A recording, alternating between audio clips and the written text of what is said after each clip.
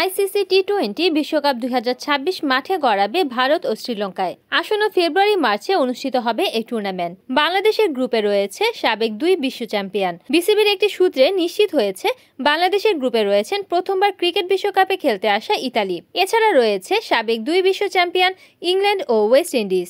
এর বাইরে নেপালও রয়েছে বাংলাদেশের গ্রুপে। সর্বশেষ 2024 টি-20 বিশ্বকাপেও বাংলাদেশের গ্রুপে ছিল নেপাল। 2024 সালে বাংলাদেশের ঈদুল আজহার দিন সকালে নেপালকে হারিয়ে সুপার 8 নিশ্চিত করেছিল টাইগাররা। বাকি গ্রুপগুলোতেও চলবে হাড্ডাহাড্ডি লড়াই। স্বাগতিক দল ভারতের গ্রুপে রয়েছে চিরপ্রতিদ্বন্দ্বী পাকিস্তান, সাথে থাকছে নেদারল্যান্ডস, নামিবিয়া ও যুক্তরাষ্ট্র।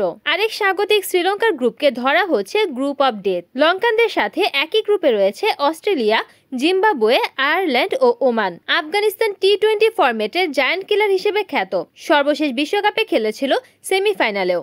তাদের গ্রুপে রয়েছে দক্ষিণ আফ্রিকা, নিউজিল্যান্ড, সংযুক্ত আরব আমিরাত ও কানাডা। আগামী 7 ফেব্রুয়ারি মাঠে গড়াবে বিশ্বকাপের আসর। উদ্বোধনী ম্যাচে ভারতের বিপক্ষে মাঠে নামবে যুক্তরাষ্ট্র।